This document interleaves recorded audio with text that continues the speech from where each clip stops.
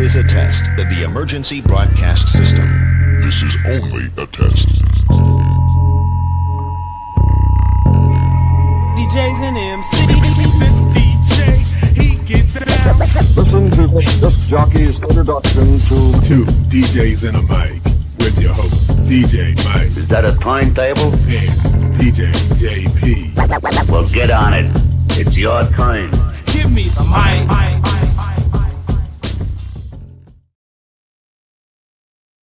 Guys doing? Welcome to another episode of Two DJs, One Mic with myself, the soft-spoken one, and we have the infamous DJ JP in the place to be, and we're joined by someone that's far away from us in the lovely He's closer than some of the other places Nebraska. we've been. Yes, yeah. and that's DJ Craze. How you doing? I'm doing great, man. Great to see you guys again. Good Oh. to see you again too, brother. Yes, and sorry, DJ Kaz. I don't know why I want to keep calling you Craze. And I guess it's like, you know, that brother there, that brother there is. Worse, man. I've been married is 3 full of times. energy. What did you say? You've been married 3 times? I've been called way worse. It's all good. Thank you. All right. Thank you, Real DJ early. Kaz. So I'm popping the link in there just in case you need to give it to somebody. Yes. Yeah, that's the YouTube link. Yeah. Yes, but we thank you for joining us, and it's good to see you again. You know, we Thank you. enjoyed you in Milwaukee at Midwest DJs Live. It was great.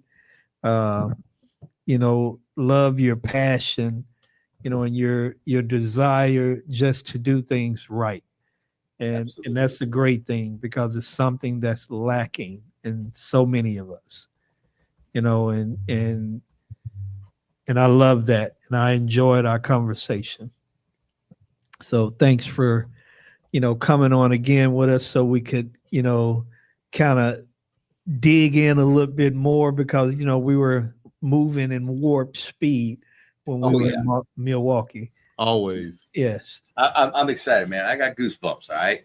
Oh, okay. yeah. That's good. Oh, That's yeah. good. That's how excited I am about being on with you guys. All right. Cool. So before we dig in, Yeah. you know, just tell the people a little bit about yourself. Tell them a little bit about yourself, and then we'll get into the meat and taters. Yeah. The taters. We love taters. My sister has a dog named Tater. Tater. Anyway. Wow. Tater. I'm 57. I've been DJing for about 28 years. I've been sober for 30 years. Okay. And I started DJing back in the late 90s with a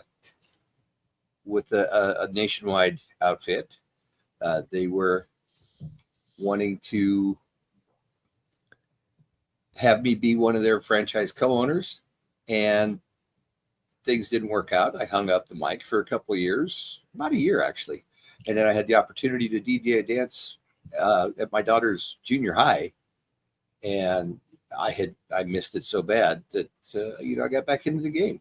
Oh, yeah. Did everything kind of small in Phoenix. This was in Phoenix after I moved to Phoenix in 2000 for this opportunity that fell through. We stayed in Phoenix until 2013. All my equipment got stolen in March of 2013. So I decided I was done. Well, My wife and I originally.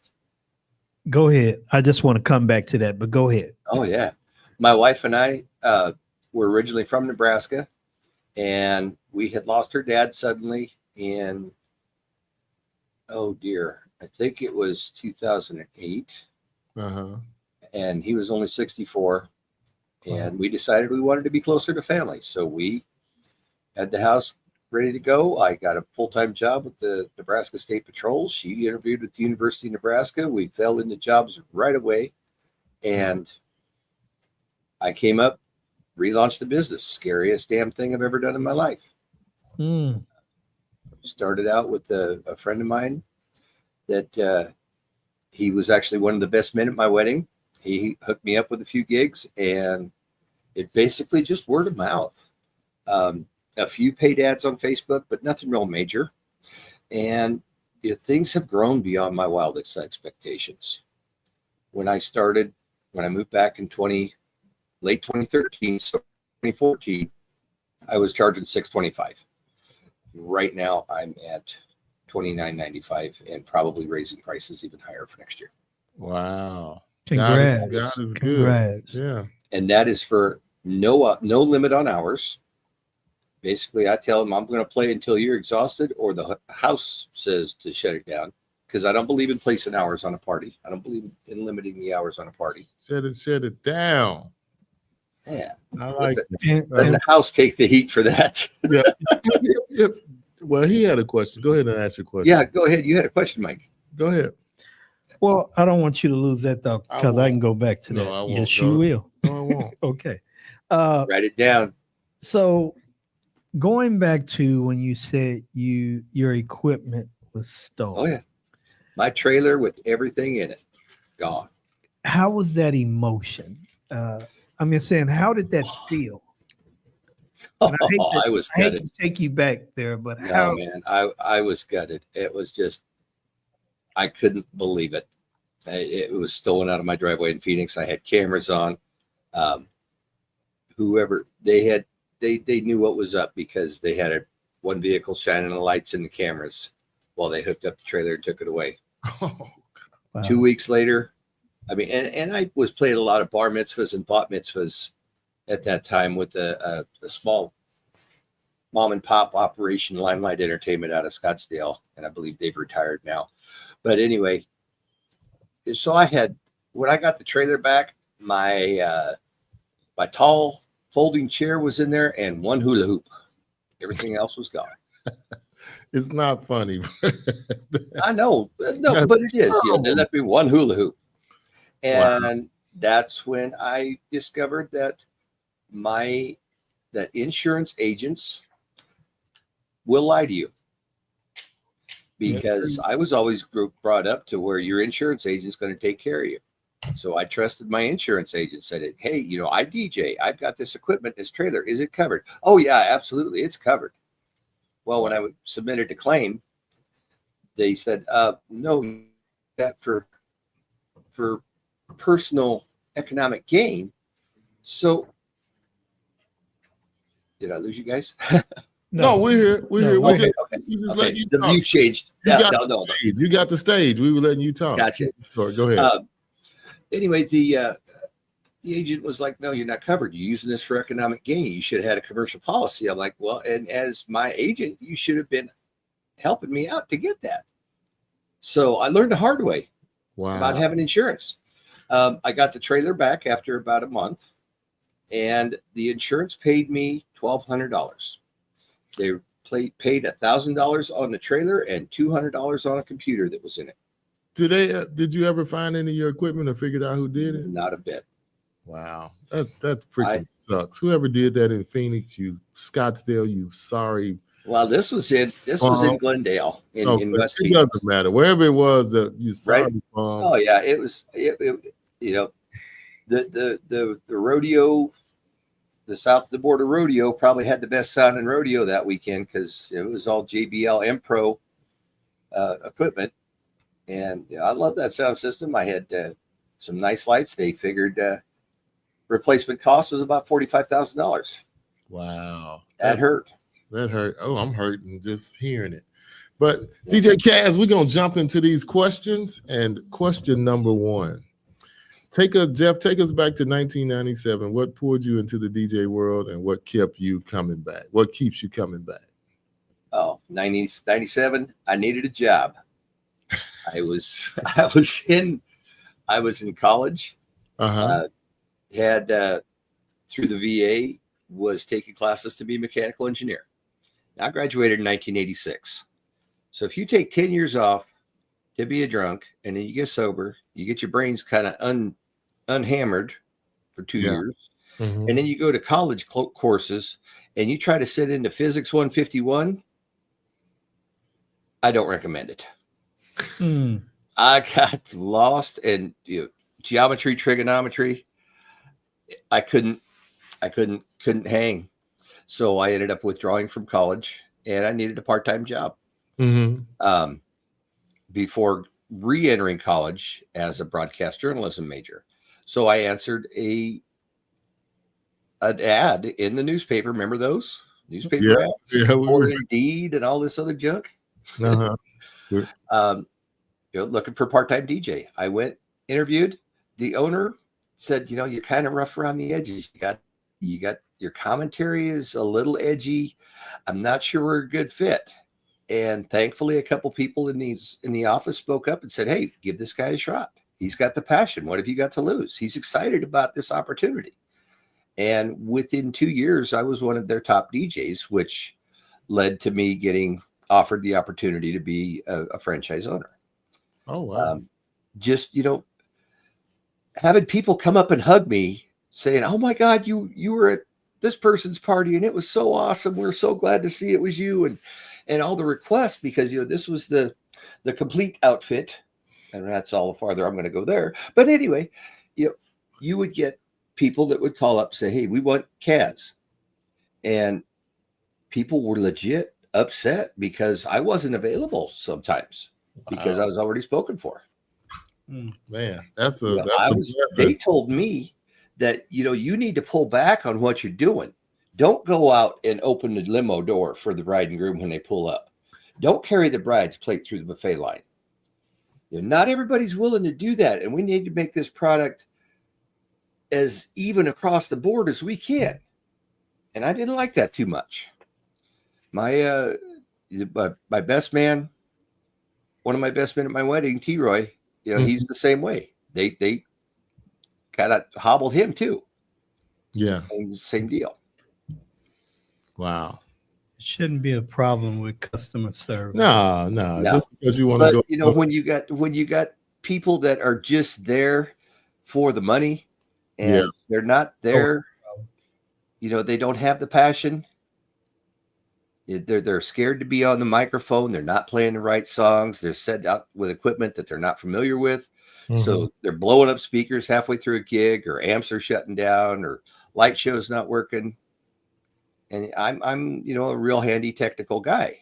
Mm-hmm. So, well, hey, it has gotten you this far. So you're doing it has. Don't let it bother you. It has been amazing. Yes, it has. Sounds like it. All right, Michael. So you've moved and rebuilt your business twice. What lessons came from starting over in Phoenix and then in Nebraska? Well, I've heard people say, do something that scares the hell out of you. And that was it both times. Relaunching everything, in Phoenix, I hadn't planned on owning my own business and starting a DJ business in Phoenix. I was content, like I said, with doing stagehand work and working corporate audiovisual production. I got to work with a lot of really talented people doing lighting, rigging, electricity, audio, video, the whole gamut. From pushing cases into trucks to running the boards during a conference, which is tough if you have narcolepsy, which I do deal with. Anyway, back on track here. So when I had that opportunity to DJ for my daughter's junior high, and people just, one of the sponsors there, she had a business doing balloon decorations for bar mitzvahs and bat mitzvahs. And she started recommending me. She says, you are one of the best DJs I've ever seen. I'm like, I've never played a bar mitzvah in my life. I'm a Catholic, for Christ's sake. And she goes, that's a good one. It is a good one. It through her met Marty and Marilyn at Limelight, and I was their one and only DJ for a long time. And they did bring on a second guy, and they were like, we really don't like using that guy because he's not Kaz. Wow. That's good. That is very good. So how was Nebraska? Was it tough? Was that a tough restart? Mentally, yes. But in reality, no. Because after I had a couple gigs under my belt, I was playing a wedding one night, and I had introduced the bridal party. And that was it. I just got everybody in the room. We're playing background music. We're waiting for dinner. We're waiting for blessing. And a guy comes up to me and he says, are you busy in 3 weeks? And I said, no, I'm not. He says, I'm firing my daughter's DJ and I want you. Wow. I'm like, you haven't seen me play any music. All you've seen me do is introduce the bridal party. He says, your personality is amazing. You're making this place feel like a big living room. And I don't care what you charge. I want to hire you. Oh man. That's So, great. Well, his daughter got married when his second daughter got married. They had me DJ that wedding too. DJ Kaz, get over here. Yes, sir. Pretty cool. That's when I realized that a lot of the other providers in my area were setting the bar really, really low. Mm. Mm. Mm-hmm. Is it that they're setting it low, or is it that you're just that good? You're gonna. My head's not gonna fit through the door. You keep that stuff up. Quit talking like that. We need you to fit through the door. Yeah, we don't. I'm already 300 pounds to 6'4". We don't need your head to through some of the doors, anyways. That's not good. But I'm just saying, JP, you're a big boy too. Yeah. And me and Mike always talk about this too. What is everybody else doing? To where, oh man, you're this, you're that. You can't believe that was great. So what are the other people doing? I think it's what they're not doing. Uh-huh. I think it's not getting to the gig extra early, not setting up early. They're dragging their gear through. I mean, that was acceptable in the 90s. Yeah. Where you showed up, the cocktail hour's already going. You show up a half hour before you're supposed to start playing. You set your junk up on stage and go. What's wrong? Why not set it up early? You're there for the night. People got used to that. Yeah, and I'm trying to change that. Yeah, I think it's just the little things, a little extra effort. It is. Attention to detail here, attention to detail there. Exactly. And I tell people that, I'm there at least 3 hours before your guests are slated to arrive, because your guests' reaction to the room after I come in and set my gear, my pricing includes uplighting, includes video monogram. Mm-hmm. There's no add-ons. It's all there. It's like buying a Cadillac. You got all the options right there. I ain't selling you a Ford Focus and then jamming you up for, a Sirius XM radio, because I don't think they even come with CD players anymore. But anyways. Yeah. So that's a good little point there. So you believe in packages or putting a bunch of stuff together, and not just having. So you don't have a stripped down package. Everything includes. No. Okay. Everything's included. And I've had people ask about a stripped down package, and I said no. Without blowing my horn too hard, if you're buying a Cadillac, you don't ask the dealer if he'll take out the back seats, because you're never going to use them. And then offer him to take some money off the sticker price, do you? Well, no, you just ask for a less dressed up model. Can I get the base model instead of the one? Oh, you want the Cimarron from 1989? Yeah, I want a 5-speed Chevy Celebrity. Yeah, 5-speed instead of automatic. Yeah, right. But yeah, with that's Fred Flintstone option. Got the hole in the floorboard. Yeah, well, yeah, and there's a heavy pair of shoes for my feet to run with. Yeah. But to add to what you guys are saying, I think it's not just the little things, because those things do matter. But I think it's also being a student to what we love to do, and there is a love for that. And when you have a love for what you do, that shines through. Absolutely. When you're doing it, it shines through. And if it's just a money grab, then there may not be that emotional attachment that you get when you're dealing with someone that loves it. Absolutely. And I'd like to double back a little bit, on setting up early and wanting that reaction from guests as they come in. Because, pardon me, if you go to the theater to see a live production of Cats, all right, and you go in, you take your seats, they're still rigging lights. Your expectations of the performance are probably going to be diminished by ways. when you go into the theater to take your seats for that performance, everything's ready. There's been walkthroughs. Everything's been tested. This is a performance. Yeah. This is a production every bit as much as a Broadway play.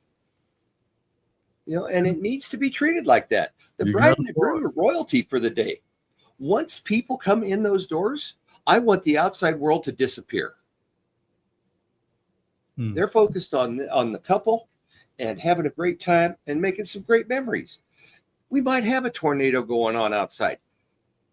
We can't really do much about it, can we? If it's coming at the venue, then I'm sure we have an evacuation. We've got a shelter in place, or someplace for people to go. But people are like, well, no, I got to go and look at the damage. Why? It's still going to be there in the morning. Enjoy the night. Don't get so caught up on stuff you can't control. Amen. Exactly. Yeah, I agree with that. Okay, Jeffrey. 2014 was a big shift for you. What made launching Unforgettable events so meaningful and so scary? Well, first off was choosing the name. And that just popped into my head one day, and I thought, I'm going to go with that. So I leaned into it, and it was scary trying to figure out where I was going to go. I had bought some new equipment in Phoenix. I was able to slowly piece things together along the way, got everything back up to snuff. One of the people have told me I've got a more elaborate light show and sound system than they've seen Vegas DJs have. So Wow. whatever that's good for. Yeah. I mean, it's not the old school cop beacon sitting on top of each speakers and 4 colored light bulbs. Yeah, buddy. It. We all remember the beacons. Yeah, buddy. Gigantic strobe light. Hey, I got 2 gigantic strobes. I've got 2 3,000 watt strobes. You can probably cook a pizza with them, but I don't set those anymore. That's not unless they've asked for them. Yeah, we've progressed. Yes. So how did working with Mark and Rebecca Ferrell change your approach to DJing and client experience? So here's a funny story, and this is how slow I am on the uptake sometimes.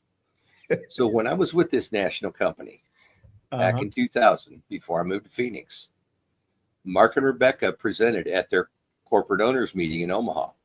So I met Mark and Rebecca and Peter Mary in 2000 before I moved to Phoenix.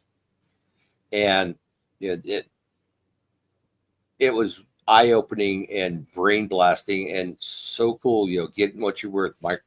Throwing out the shirts, I'm worth more than the veggie platter.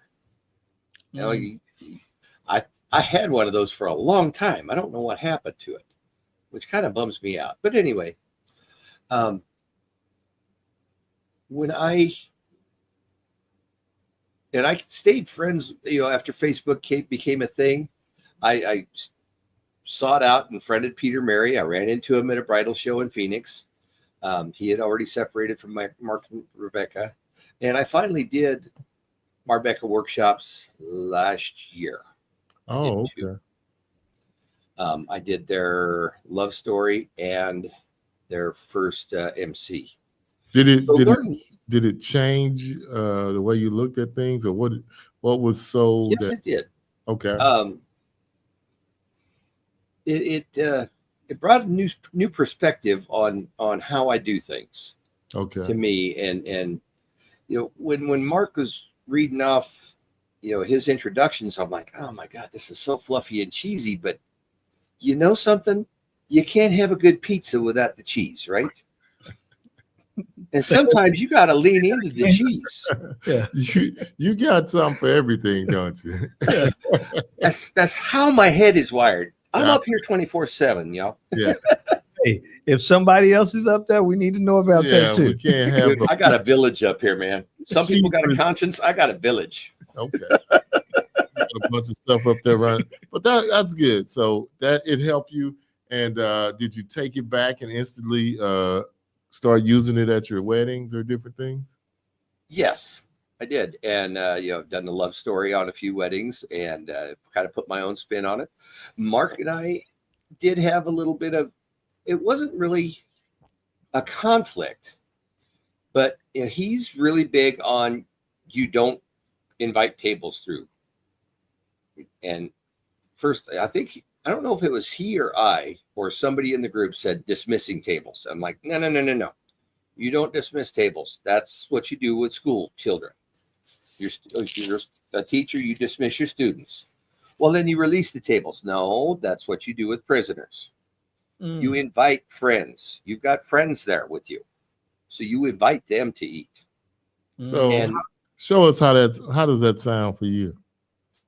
How does that sound for me? I make it fun. Yes. Oh, okay. Yeah. Well, let us hear. Let us hear. I turn it into a scavenger hunt. It's like, ladies and gentlemen, hey, we're going to be getting everybody fed and watered here in a minute. The bridal party is going to go through first. Our bride and groom first, followed by the bridal party. And hey, it's Nebraska. You got to talk about getting fed and watered, all right?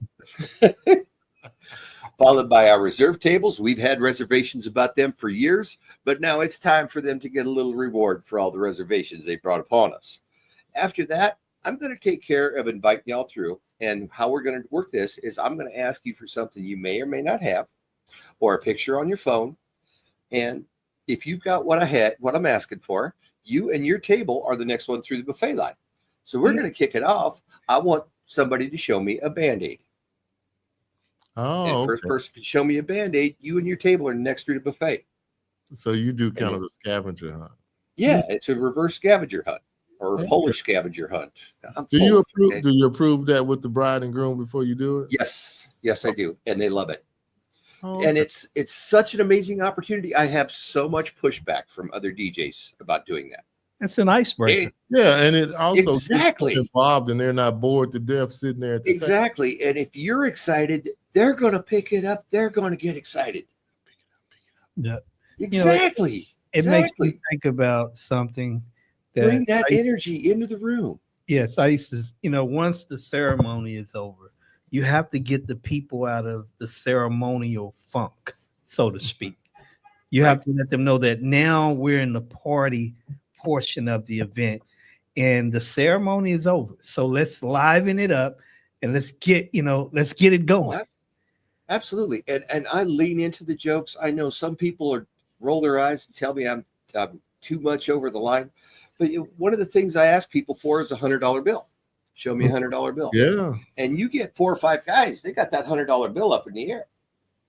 And I walk up to them. I'm on mic. I use a head-worn mic because I talk with my hands a lot, like if you couldn't tell. And is this your wife next to you? Yes. So can you tell me something? Has he always whipped it out that fast? I mean, the money. and it always gets a huge laugh. I'm sure right up there to the edge. That's where you are. Yeah. Oh, right there to getting banned from the industry.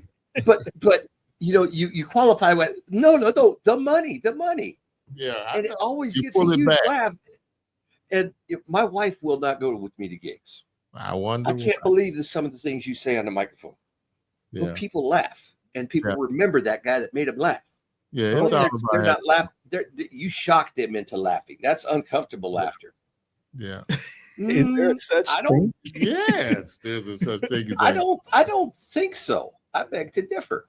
Okay. Yeah. Well, I think laughter. I turned it into what I call the Kaz College of Worthless Knowledge. All right. So we start out with $100 bill. See, I told you, there's a whole bunch of people living up there in Kaz's brain.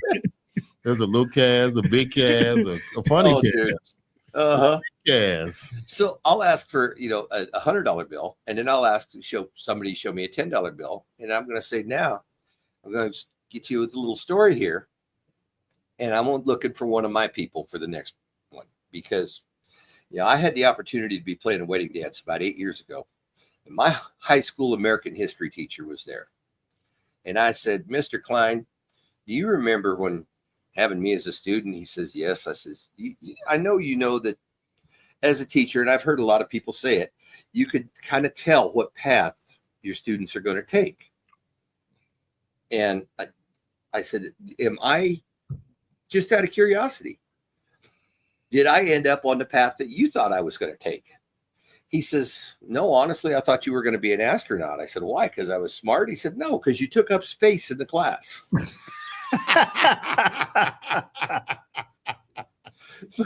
But coming back to the American history part, I asked for a $10 bill, and then I tell people, so we've got portraits of several different gentlemen on our paper money. Yes. The $100 bill and the $10 bill, those two gentlemen have a non-achievement in common. What is it? If you've seen Hamilton, you know what it is. No. They were not presidents. Okay. All right.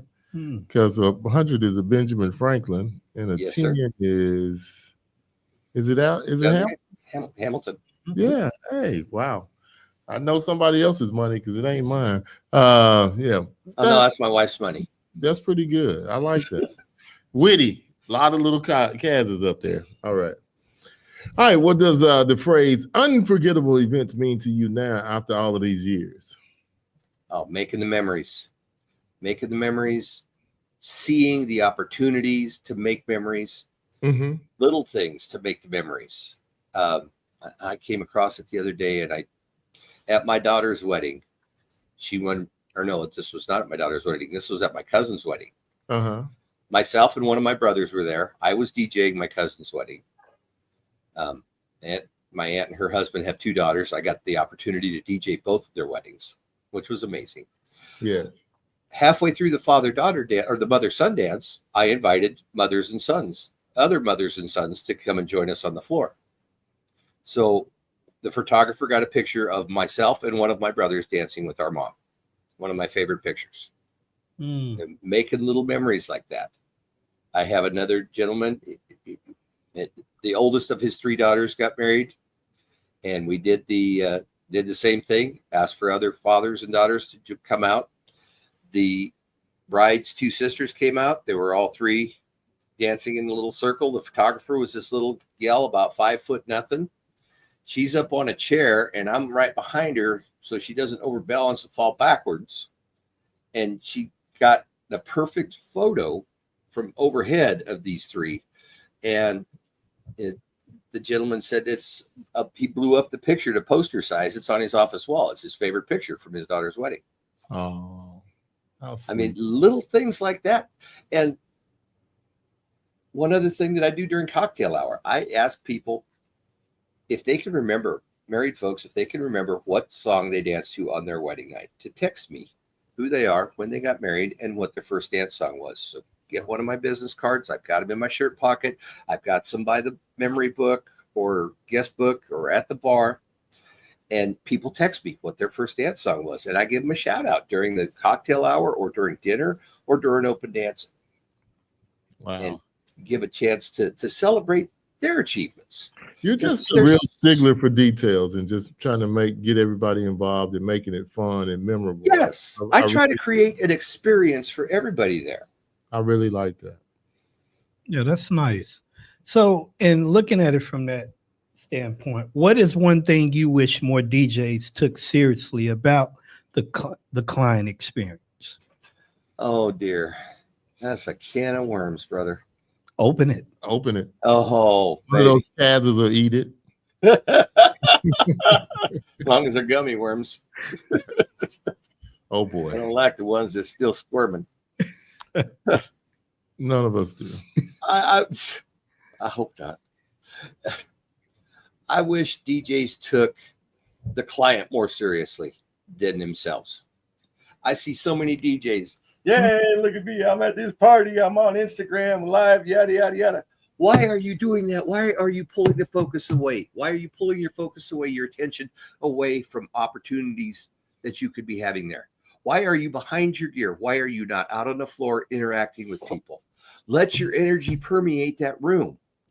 You know, you could if somebody who comes in wearing perfume, you know, that wafts through the room, and it, you know, you can catch that whiff and be like that perfume. You know, bring that positivity, bring the energy. Oh, you're overacting. No, I'm not.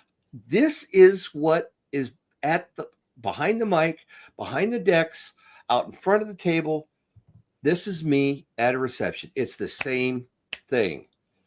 You don't put on a different persona. People can see it. Yeah. And you're not fooling anybody. Mm. Some people are all into the white equipment. I tell you what, I'm an audio engineer too. White speakers sound the same as black speakers, the same as brown speakers, the same as any purple speakers. They're going to sound the same, but somebody convinced you that you needed to pay extra for white speakers, and then you needed to take extra time to keep the mugs clean. Little cat. Why? Well, because I'm gonna play devil's advocate here, and because it just sometimes it looks better. It's a cooler look. It's a cool look. It's all about the look. I think. Yeah, it is a cool look, but why aren't you willing to put your energy into being more enthusiastic in the room and breaking the ice with the guests? Why aren't you putting that energy out there instead of wiping down your speakers or buying mystically? I don't think I hope nobody's there wiping down speakers at the thing. But I think you can. No, not at the gig, but you can do both. You can be enthusiastic and have white gear. You can.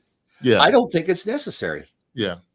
It's the Bill Hermann thing. It's like, when you do this at a gig, why do you do that?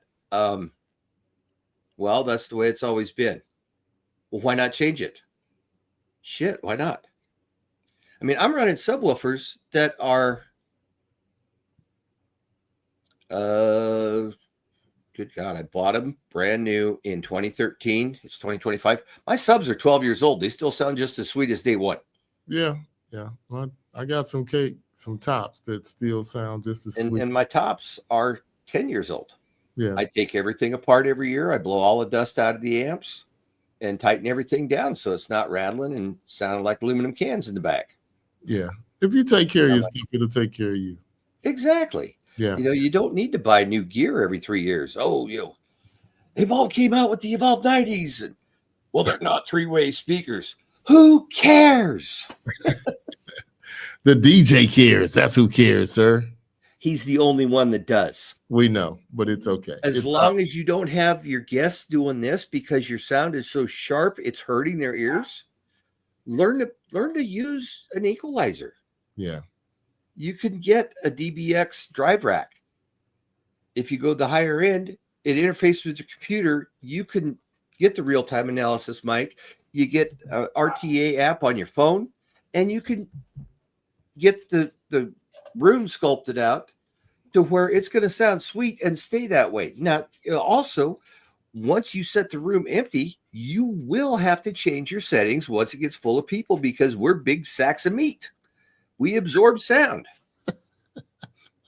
Once your room starts emptying out, you're going to be wanting to bring the mid-range and the highs down because you're going to start hurting people's ears. There's a flexibility to it. There's a production aspect to it that a lot of people are not addressing. Yes. And that's part of the client experience. One of the coolest things ever is when bartenders come up to me at the end of the night and say, "Oh my God, you are the best ever. My ears don't hurt at the end of the night." Yeah. And I always tell people too, get from behind the booth. Even if you're not a dancer or getting out there doing whatever, go out and listen to how it sounds, what you sound like. Exactly. Absolutely.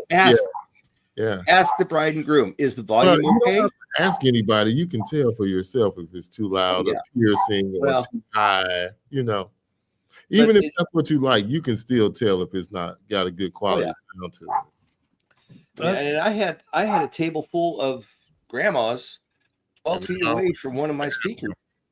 And they're like, "This is awesome. This is amazing." And these ladies are in their 70s. We could feel the bass in the table, but we could still have a conversation without shouting. This is amazing. Mm-hmm. That's good.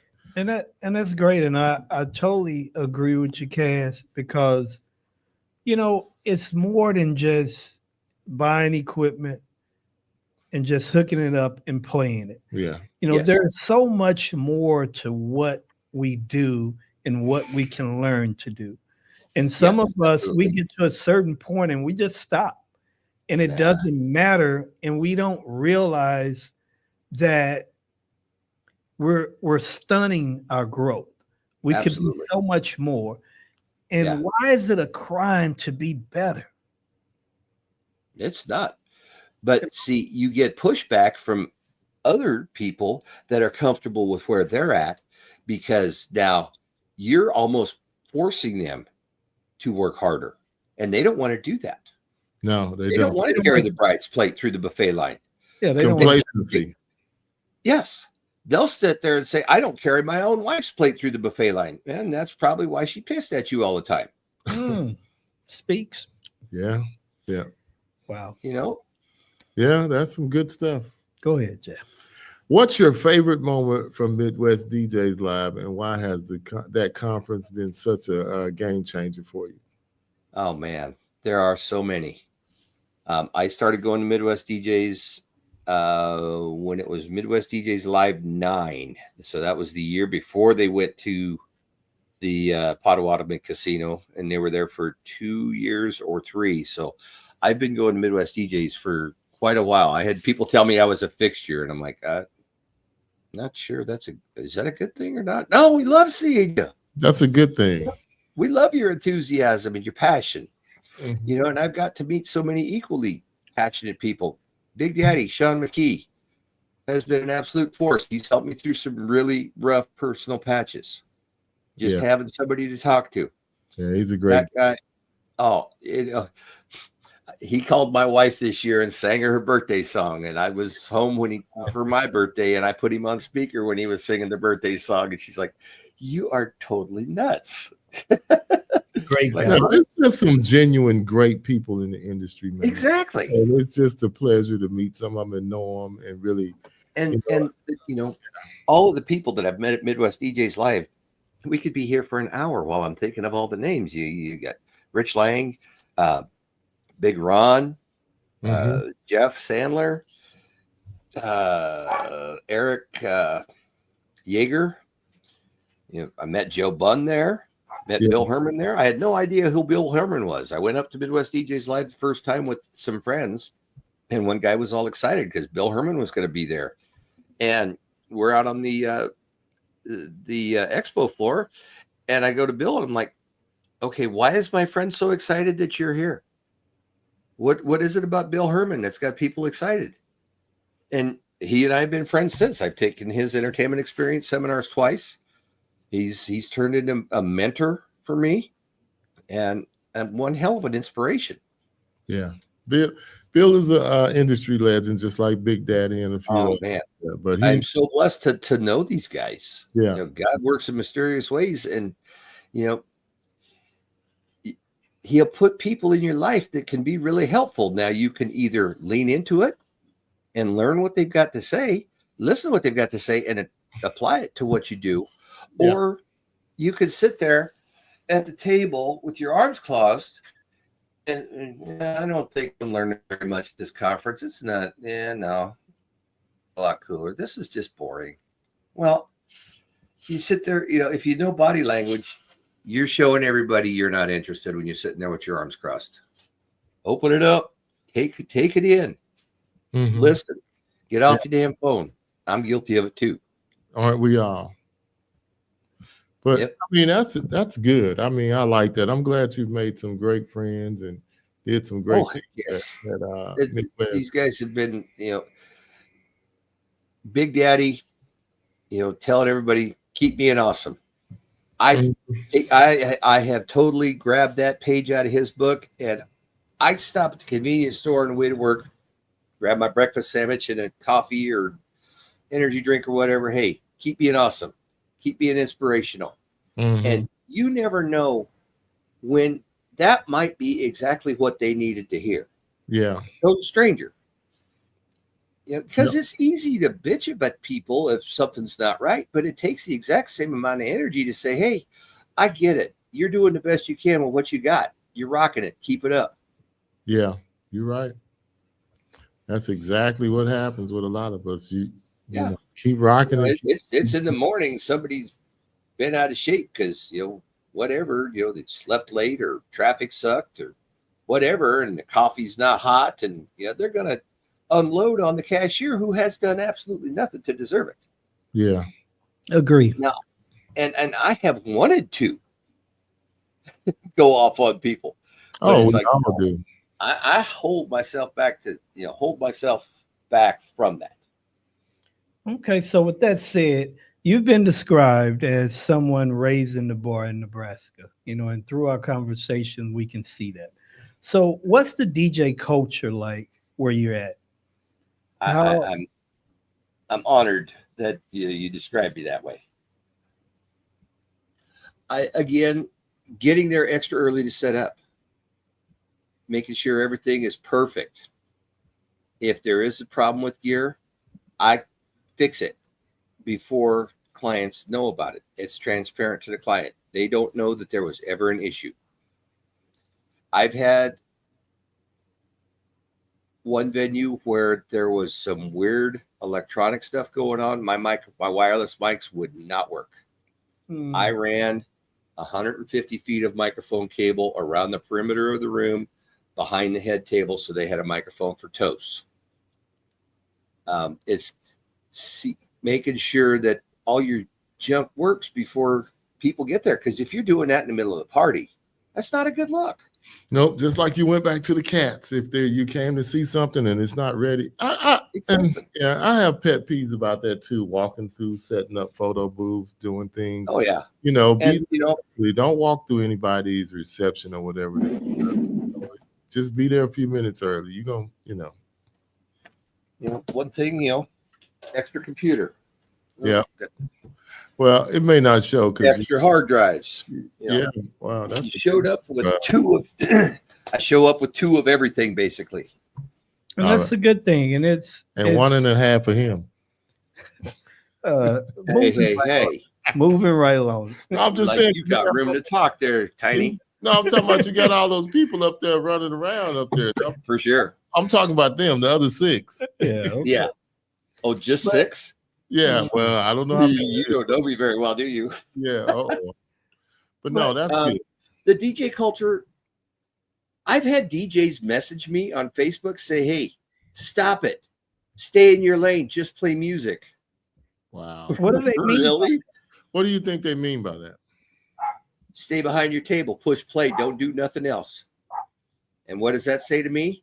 You're making me uncomfortable because you are trying things that are successful to you that I don't want to do. Yeah. And if I could, I would like to say this. One of the things that I think that we should really focus on is each individual is different, first and foremost. But we should allow ourselves to learn from each other, Yes. to continue to push ourselves forward. Now, if you're doing something that makes me uncomfortable because I may not have the confidence that you have, it's not my right. I have no right to try to stop you from being you. Correct. I have no right. The confidence that I have is not something that I was born with. I was raised hearing a lot of negative stuff. I'm not going to go into it. Mm-hmm. I was bullied in school mercilessly. I spent time in lockers. I know what the inside of some of those lockers are in high school. Thank you, John B. What you made? I was one of the weird speech kids. I was one of the oddball kids, and one of the biggest inspirations for me has actually been Weird Al Yankovic, because in California he probably got bullied in school for leaning into the accordion and sticking with it the way that he did. Yeah. And the man's a millionaire. Yep. Be different. Embrace it. Dare to be stupid. There you go. Turn your difference into something wonderful. Yeah. Yeah. Mm-hmm. And the great thing one thing that I would like to point out that you said is this. This is something that you've learned to be. And Exactly. this is something that, it's something about yourself that you have gotten to a certain point in life where you accepted yourself and said, this is who I am. Oh, absolutely. Why And why it was do not I an have easy to thing. hide that? I need to learn how to be comfortable in being me, Exactly. being Being comfortable in my own skin. And that yes, I yes. learned through recovery from alcoholism Mm-hmm. and the groups that I went to and being anonymous and friends of Dr. Bob and Bill W. I know we got several DJs that are probably watching that are also friends of those gentlemen. And working with a good sponsor in the program, in a recovery program or a therapist, and getting to be comfortable, knowing that you are enough, knowing that you're going to be okay.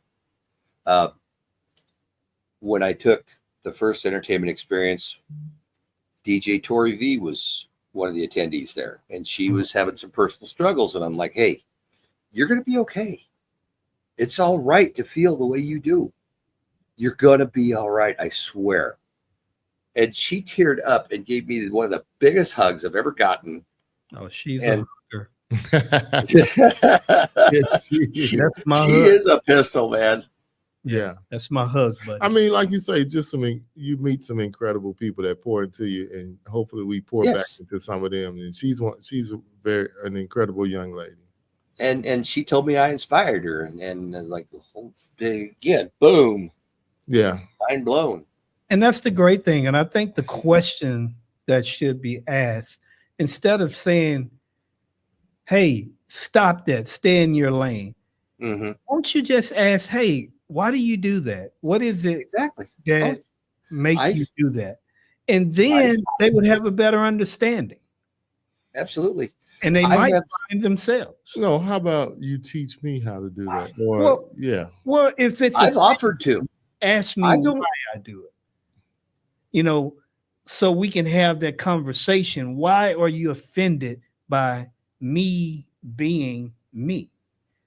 Well, does that make you feel uncomfortable because you feel like you can't do that? No, because they don't. Sure, because they don't want to, but and it's threatening their security. They don't want to get out of their box. Yeah, and those are the conversations that have to be had, because to me, you can hide behind, hey, you need to stop doing that. No, let's have the real conversation. Right. Why are you saying that? Why do you have a problem with me? And if you do, what is it about yourself that you're lacking? It's not self, Mike. It's just I don't want to do it. Well, it ain't got nothing to do with self. It still goes to self. No, it doesn't. It goes to I don't want to go do that extra thing. That's not me. Perhaps that's not. DJs are lazy. Yeah, well, maybe it's not even being lazy, y'all. That's just not their personality to be. Well, exactly. It's something different. It's something out of their comfort zone. Yeah, it's something outside of their box, and they're not comfortable with it. Yeah. And for that reason, they won't try it. I shadowed a young man here in Nebraska one night, where I said, "Do you mind if I do the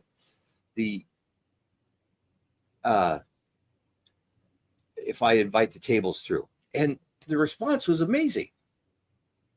Invite the tables through the buffet line with the scavenger hunt. And but that's extra effort, and a lot of people just don't want to. And the kid has got an amazing presence on the mic. Table number one. Yeah. Table two. And this guy has got an amazing presence on the mic. He could totally do this. Table 10. But he finally, years after the fact, said, I resented that you came into my gig and you took over the dinner. That's why I haven't talked to you. Oh, wow. Wow, that kind of hurts, man. I was trying to help. I was legit trying to help. I was not trying to upstage you or outdo you. You do you, and there's a reason you got that gig. I know you got an extra tip because the dinner was so much fun and it was an experience that those people would not have had. They asked for my cards, which probably pissed him off. See, that's what I mean right there, because I don't want to have to do anything extra. So don't. Exactly. I mean, that's just Yeah, I could understand that because now I gave you an opportunity to do something, then you go way, way out of bounds, somewhere over there in left field. But yeah. Well, I think this is a good conversation, man, because it's really, there are so many lessons in this, and we're all different. Yeah. And I think one of the things that we all have to respect is everybody will not do what you do. It doesn't mean that they can't, they won't. In the same way that they need to respect that from you, we have to learn to respect that from them, because we don't know why they are the way that they are and how did they get, and how they got there. And sometimes it's harder for some to do some things versus others. And I know for myself, it was years before I felt comfortable talking on a mic. And Absolutely. It wasn't because of somebody else, it was because of me. And I had to learn how to be comfortable with myself and not feel like I was odd by saying something, or people are going to look at me crazy. How are they going to think? What are they going to think about me? And I had to get over those things. That doesn't mean that I'm the best at doing it, because I'm not. And there's always room to learn.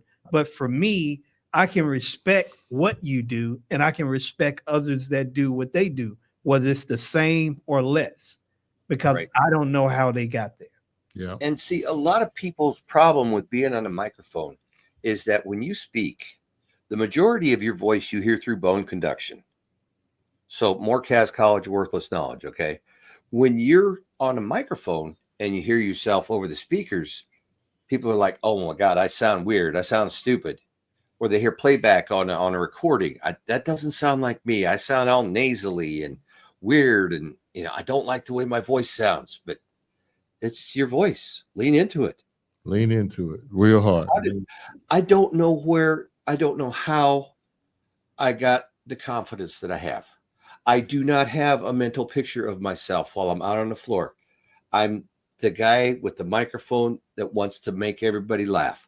People are like, oh my God, you're a big, heavy guy. No, I'm not. I'm just a big guy, 6'4", 300 pounds. It's not like I'm like, I don't know, Andre the Giant walking around or Shrek coming through like a bull in a china shop. No. But, I do have a presence. Yes. God, what if I have as much charisma one day as little Big Daddy has in his little finger? I'm getting somewhere. Yeah. Mm-hmm. Seems like you got a lot of charisma, though. One of those cats has got charisma. Yeah. Thank you so much. When you look back at your career so far, what's one event or client that really stayed with you? The story that I told you earlier today about the guy coming up to book me for his daughter's wedding after I had just done introductions, and then I played his second daughter's wedding. I've played multiple weddings for families where there's a family in Western Nebraska. There are 4 boys, and I played 3 of their weddings. Wow. The 4th one was already married. Beautiful. So when families invite me back, and they give me, we friended each other on Facebook, and they tell me exactly, and they come back and tell me happy birthday and happy anniversary, and I wish them is the same, and you just keep that relationship going. And I had, there's so many cool stories like that. Last year, I played a wedding. The bride said, you were at a wedding that we attended 6 years ago. We had just started dating, and I told him, and we were on our 3rd or 4th date. I said, when we get married, this is going to be our DJ. And he's like, yeah, whatever. Whatever, dear. And I was. Cas to the rescue. I've had people reschedule their wedding days. That's beautiful. That's beautiful. Yeah. Dude, again, with the goosebumps. Yeah, beautiful. That's that just says a lot about who you choose to be as a person, which is awesome. Yeah. And we commend you for that. And I you look back on the lack of confidence I had when I was a kid and in high school, thinking that can't be the same person. You found your thing. You found yourself. Yeah, you accepted yourself. You found your why. Yes. Yeah, your why. Exactly. Yeah, that's it. Exactly. Right? Yeah. It's my beautiful thing. Mm-hmm. Yes. my passion. Yes, and you found Kaz. Yeah. DJ Cat. Yeah. There he is. There he is. So, what advice would you give to solo operators who feel like they're doing it all alone? So, can you expand on that? Because as a solo operator, you are doing it all alone. Well, I mean, the industry, not Yeah, when just what you're doing, but you're trying to change the industry or provide something and trying to help others. You know, I think that's where Mike is. That where you're going with that? Okay. Yeah. Yes and no. To quote Mitch Taylor, don't be a dick. You know? Tell me where you going with the No, question. I'm just, you hit on some of it. Well, but- here to tell him so he can answer. Well, I'm it. just saying that part, and also some people just feel like they're just alone. Not in the sense of when they DJ, they just feel like they're alone, and they don't know how or if they could succeed by being a solo operator. Right. Okay. Part of it is learning to be comfortable with yourself and being confident. Like to quote Mitch Taylor, don't be a dick. Don't respect other DJs. Everybody that you meet is a potential learning opportunity for both of you. Don't hold back and try to get something for free from the other guy while you're holding back all your knowledge. Give it back. Give it out. Say, hey, this works for me. Try it. Yeah. I'm trying to think of the young man's name. I talked to him a while back and met him at Midwest DJs Live 2 years ago. And I told him about how during the evening after toasts, I give the bride and groom a bottle of champagne for their first anniversary. And on mic, I'm like, here's a bottle of champagne for you to open a year from now and look back on the videos along the stupid stuff that's about to happen, the good memories that are about to happen. And I want to wish you an abundance of blessings, good health, and happiness in your forever after together. And cheers. And I hand him the bottle of champagne. He said, that's such a small gesture. It's less than $20, but it sticks with people. It sticks in their minds. No, every time, I swear, and I've been doing that here in Nebraska for the last 12 years now. I overhear at least one person say, I've never seen a DJ do that before. That's when you know you're onto something. Yeah. Lean into that. You're leaning into some stuff. You're doing some cool things, man. And thank you. Yeah, I really like that. And you try to make it personable and an experience that's unforgettable, or at least create some cherishable memories and put etch you into their memory, into their day. Not trying to stand out, but just trying to make it fun and beautiful for them. I really love that. And a lot of DJs, they're hung up on, and I'm not throwing any shade at you, but they got the stickers on the laptop. DJ blah, blah, blah. And they got the signs up. Why? It's not your party, bro. It's their party. If people want to know who you are, they will come up for cards. Yeah. You don't have to put your sign up on everything. And it might be bad. You might want to leave it off anyway. Right? And for God's sake, if you're a solo op, if you're a new guy, peel the damn stickers off the front of your speakers. Your guests don't care. Wow. You could resist. I had to have it on that one. Oh, wow. Yep. There you go, bro. Wow. Right, that was a good one, man. But no, those are facts, though. Those yeah. are facts. And and some people, they go out marketing and say, I own this Bose system that's the sweetest sound in the world, and it's got this many watts, and it's got 17 speakers, and it can blah blah blah blah blah. People don't care. Clients don't care. Cover its radius. Yes. Whatever. In 1 pound. The sound pressure level is 96 decibels at 15 feet. So what? Can they hear you and understand you on the opposite end of the hall? If not, put another pair of speakers in the back of the hall. Learn a little bit of physics. Talk to people like Ben Stowe. Use the resources that are there so freely available that can help you to become a better performer. You have soaked. I mean, I'm gonna call you DJ K Sponge, because I mean you have soaked it all in, and you're a squeezing sponge. I mean, you got it all in, you squeezing it back out to your brides and your couples, and that's a beautiful thing. To the best of my knowledge, I'm the only person in Nebraska that is willing to tell people, I guarantee you a successful celebration. Yeah. I stole that from Bill Hermann.